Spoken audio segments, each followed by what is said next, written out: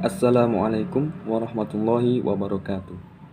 Perkenalkan, nama saya Muhammad Yusuf Afandi dengan nomor induk mahasiswa 932501119. Saya berasal dari kampus Institut Agama Islam Negeri Kediri, Fakultas Tarbiyah, Prodi Pendidikan Bahasa Arab. Pada kesempatan kali ini, saya akan mereview sebuah jurnal guna memenuhi tugas UAS mata kuliah Psikologi Pendidikan kelas C. Jurnal yang akan saya review kali ini berjudul Persepsi Siswa SMP Muhammadiyah Boarding School terhadap Pembelajaran Bahasa Arab. Baik, langsung saja kita masuk pada pembahasan. Kita masuk pada poin bahasa Arab. Bahasa Arab merupakan bahasa yang sangat istimewa. Menurut Tayyar Yusuf, bahasa ini tidak hanya memiliki nilai sastra yang sangat tinggi, namun juga ditakdirkan untuk atau sebagai bahasa Al-Quran. Dalam Al-Quran sendiri pun juga memiliki makna-makna yang sangat tinggi. Orang Arab pun juga belum tentu bisa memahami apa isi kandungan dari ayat-ayat tersebut apabila belum mempelajari ilmu untuk memahami ayat tersebut. Seperti halnya ilmu tafsir. Bahasa Arab ini memiliki fungsi yang berbeda dengan bahasa yang lain. Selain sebagai alat komunikasi, juga digunakan untuk memperdalam ilmu agama Islam, khususnya Al-Quran dan hadis. Ketika kita di alam kubur nanti pun juga ditanya beberapa pertanyaan oleh malaikat dengan menggunakan bahasa Arab. Kita juga menjawabnya dengan bahasa Arab. Namun bisa atau tidaknya menjawab pertanyaan tersebut itu juga tergantung pada amal yang telah kita lakukan selama kita masih hidup di dunia. Selanjutnya kita masuk pada poin persepsi. Persepsi merupakan salah satu aspek kajian psikologi pendidikan.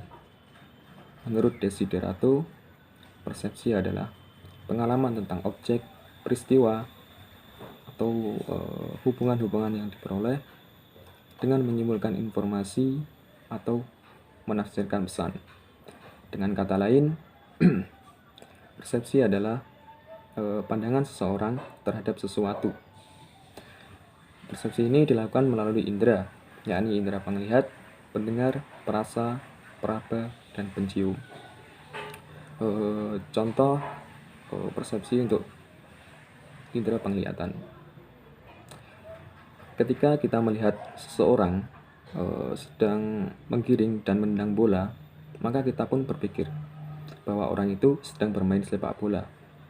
Hal ini juga bergantung pada pengalaman kita sebelumnya, bahwa kita benar-benar mengetahui orang yang sedang menendang dan menggiring bola itu adalah permainan sepak bola, bukan bola basket, yang dimana permainannya itu dilakukan dengan cara melempar bola dengan tangan. Kemudian contoh yang melalui indera pendengaran. Ketika kita mendengar suara kukuruyuk saat pagi hari, maka kita berpikir bahwa itu adalah suara ayam yang sedang berkokok, bukan suara anjing. Seperti itu.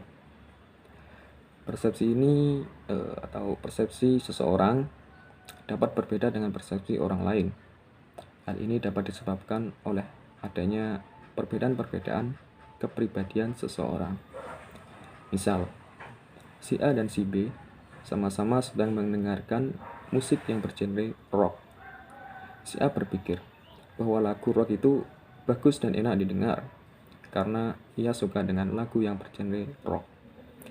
Sedangkan si B malah sebaliknya, ia tidak suka karena menurutnya lagu yang bergenre rock itu terlalu keras dan tidak enak untuk didengar. Subjek penelitian yang dijadikan sumber data oleh peneliti adalah siswa kelas 3 SMP Muhammadiyah Boarding School Yogyakarta. SMP ini merupakan sekolah yang berbasis pesantren yang menjadikan bahasa Arab sebagai unggulannya. Dengan ketentuan siswa wajib tinggal di asrama, maka bisa dikatakan bahwa proses pendidikannya itu diajarkan selama 24 jam. dalam artian untuk waktunya itu mungkin lebih banyak daripada waktu-waktu yang digunakan untuk hal-hal yang lain. Bukan berarti benar-benar full 24 jam. Dengan demikian, ini merupakan suatu hal yang menarik untuk dikaji tentang persepsi siswa dari SMP tersebut terhadap pembelajaran bahasa Arab. Metode yang digunakan dalam penelitian ini adalah mixed method atau metode penelitian campuran, yaitu menerapkan kombinasi dua metode, kualitatif dan kuantitatif.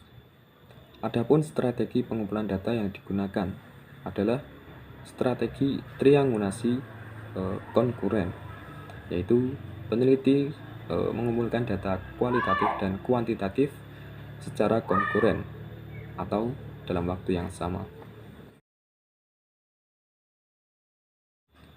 Penelitian tentang persepsi terhadap pembelajaran bahasa Arab ini meliputi dua hal, yakni persepsi terhadap tingkat kemudahan dalam mempelajari bahasa Arab dan persepsi terhadap fungsi utama bahasa Arab.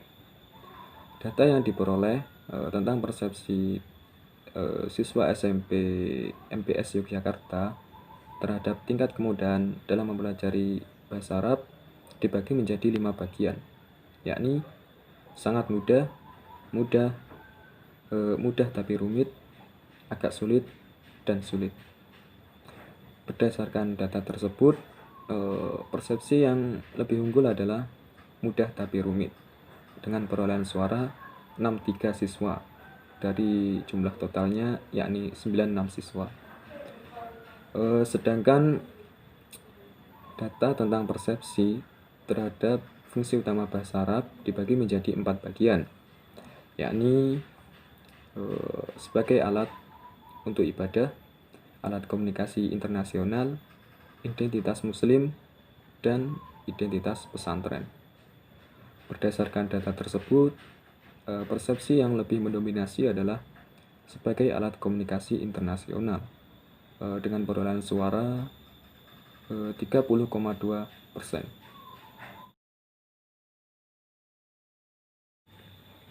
Tipe data yang digunakan dalam penelitian ini ada dua, yakni kualitatif dan kuantitatif. Untuk data kualitatif dilakukan dengan menggunakan analisis naratif, yang dimana seorang peneliti berfokus pada cara bagaimana sebuah ide dan cerita dapat dikomunikasikan ke seluruh bagian terkait. Sedangkan untuk data kuantitatif dilakukan dengan menggunakan analisis deskriptif, yang dimana peneliti melihat latar belakang atau data di masa lalu agar dapat mengambil kesimpulan dari hal tersebut. Baik, cukup sekian dari saya. Kurang lebihnya saya mohon maaf.